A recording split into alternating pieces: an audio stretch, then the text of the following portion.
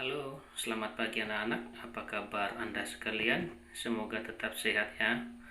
Nah, pada pagi hari ini kita kembali melanjutkan materi pembelajaran kita. Tema 5 subtema 1, pembelajaran 5 dan 6.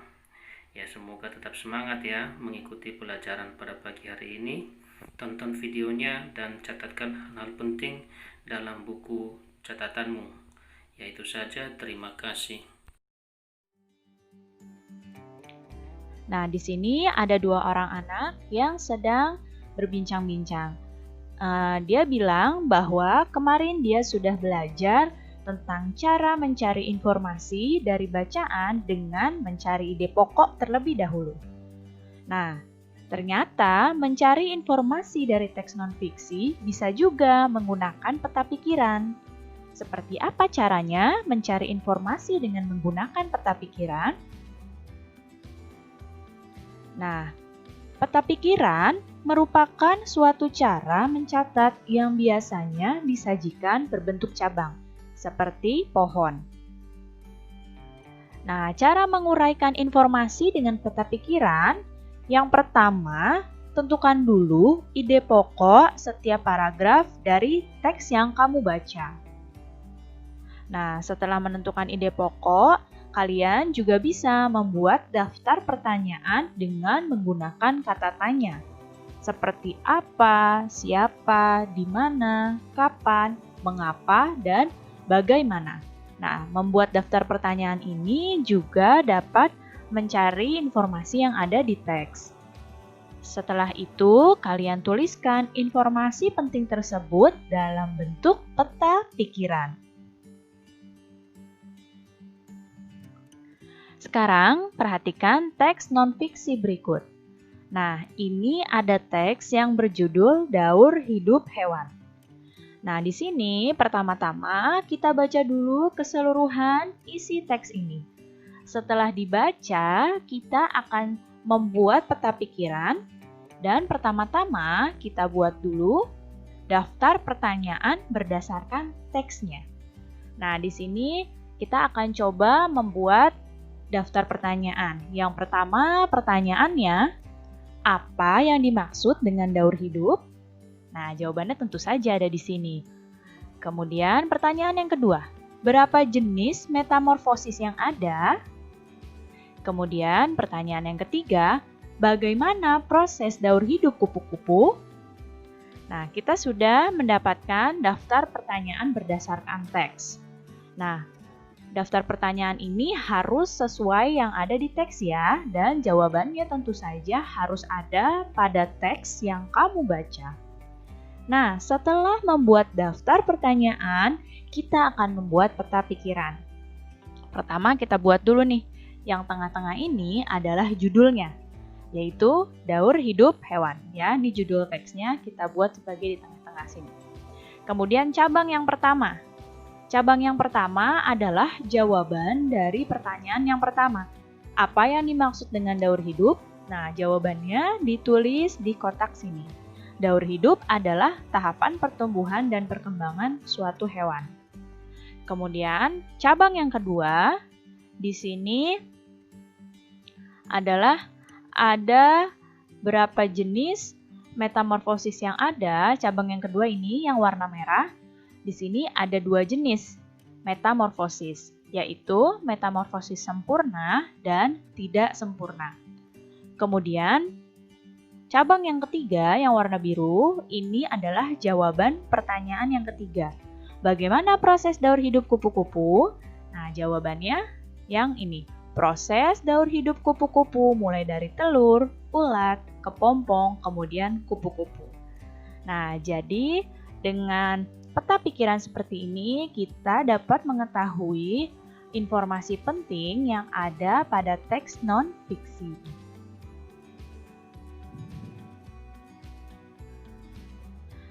Makhluk hidup memiliki ciri dapat tumbuh dan berkembang, termasuk hewan. Nah, hewan dapat tumbuh dan berkembang karena melalui tahapan daur hidup. Tahukah kamu apa itu daur hidup?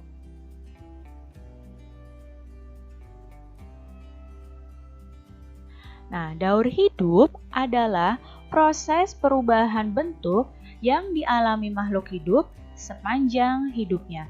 Jadi proses perubahan bentuk dari mulai hewan tersebut atau makhluk hidup tersebut lahir sampai makhluk hidup tersebut mati.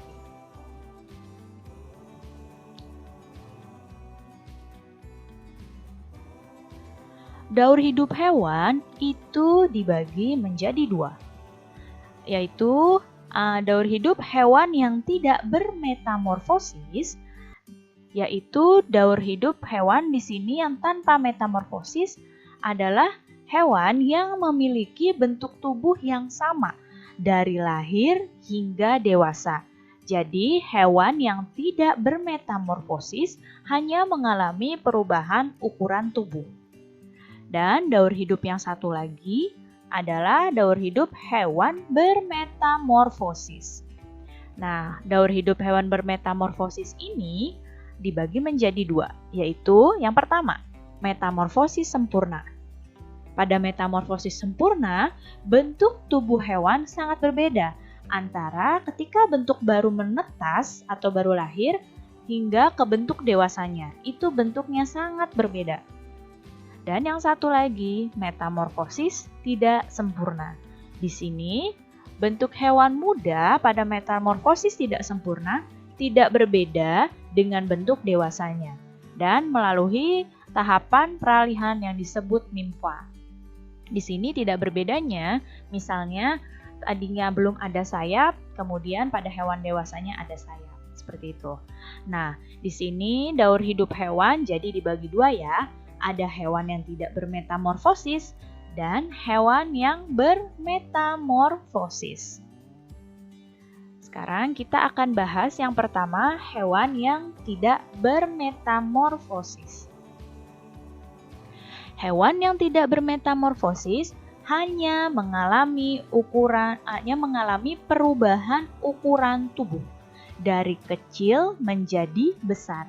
Ya, jadi bentuk tubuhnya yang lain tidak ada yang berubah, hanya ukuran tubuhnya yang berubah.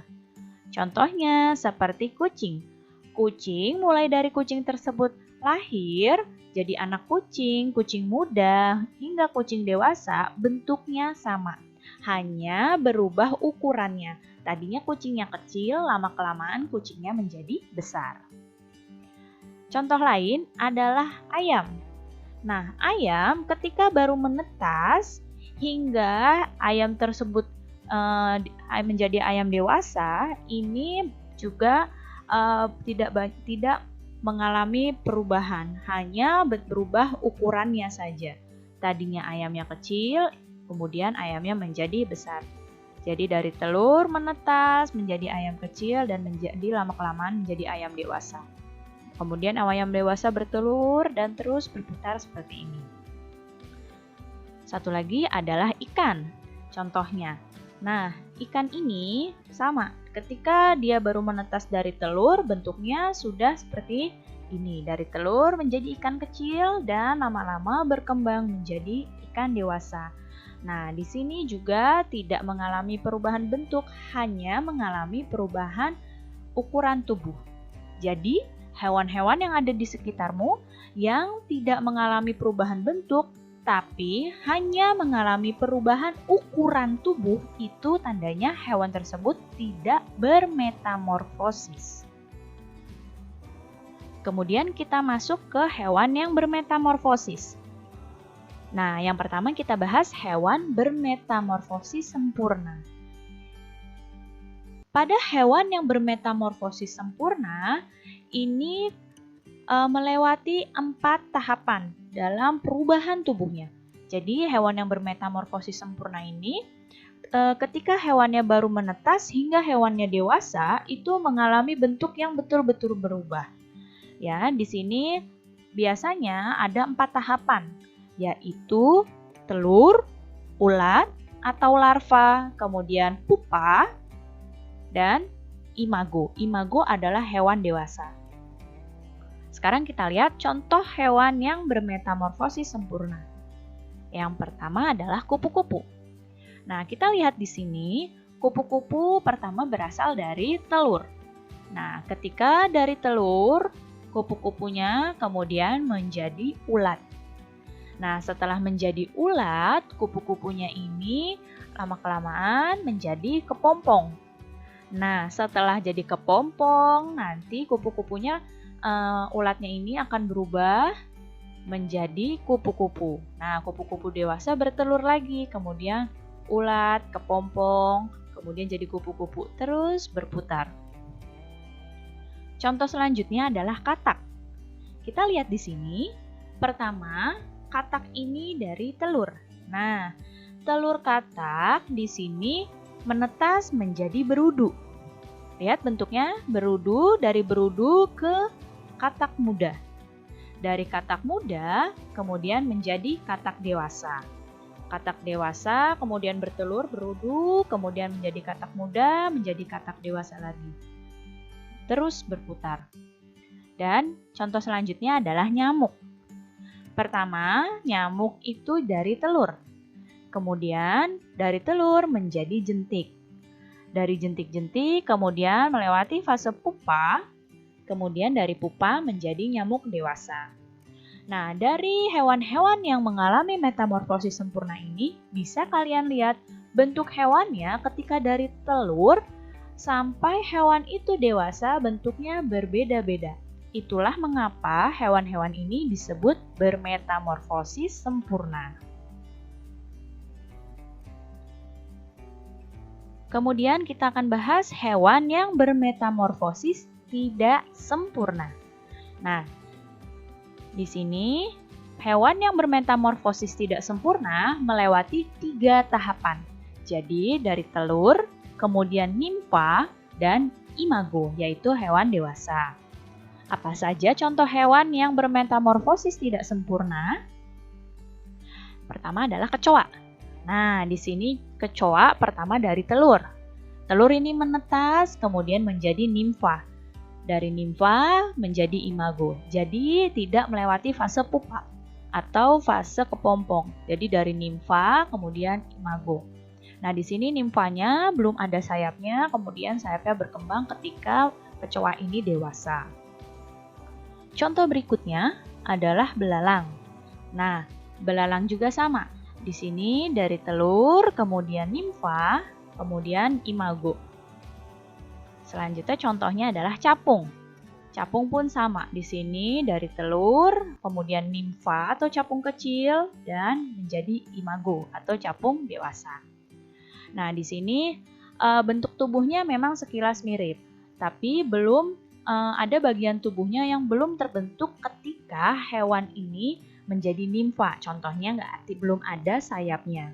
Ya, jadi hewan-hewan ini disebut metamorfosisnya tidak sempurna. Nah, lihat kalian di sini ada anak-anak yang sedang berdiskusi. Jadi, mereka mendapat tugas tentang metamorfosis hewan dan mereka akan membagi kelompok untuk menyelesaikan tugas tersebut. Dan di sini ada yang memberi usul sebaiknya kelompoknya dipilih dengan undian supaya adil dan tidak pilih-pilih teman. Dan ternyata mereka semua setuju karena mereka tidak bermasalah akan berkelompok dengan siapapun. Mereka mau berkelompok dengan siapapun dan mau berteman dengan siapapun. Nah, dalam mewujudkan keutuhan dan kesatuan, itu merupakan kewajiban seluruh bangsa Indonesia. Sebagai warga negara, kita berkewajiban menjaga persatuan dan kesatuan dalam lingkungan sehari-hari. Persatuan dan kesatuan negara kita merupakan modal penting dalam pembangunan bangsa. Nah, bagaimana sikap yang dapat menjaga persatuan dan kesatuan? Yang pertama adalah sikap membina toleransi dan tenggang rasa dalam kehidupan sehari-hari. Kemudian, mengembangkan sikap saling menghargai dan menghormati. Sikap berikutnya adalah saling membantu tanpa membedakan suku maupun asal daerah.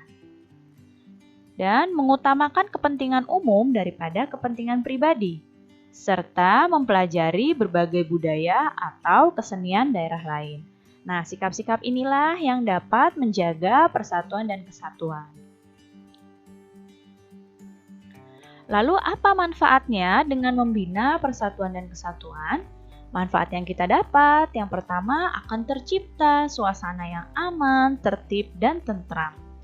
Kemudian, terwujudnya lingkungan kehidupan yang harmonis. Manfaat berikutnya, menumbuhkan rasa persaudaraan dan kekeluargaan. Dapat memperlancar pembangunan bangsa, ya.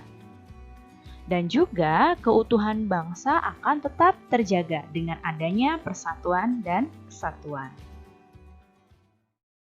Bagaimana anak-anak setelah menonton video tersebut? Tentu banyak informasi menarik kan? Nah, ikuti terus dan coba kalau belum memahami bisa diulang kembali. Itu saja yang Pak Guru sampaikan.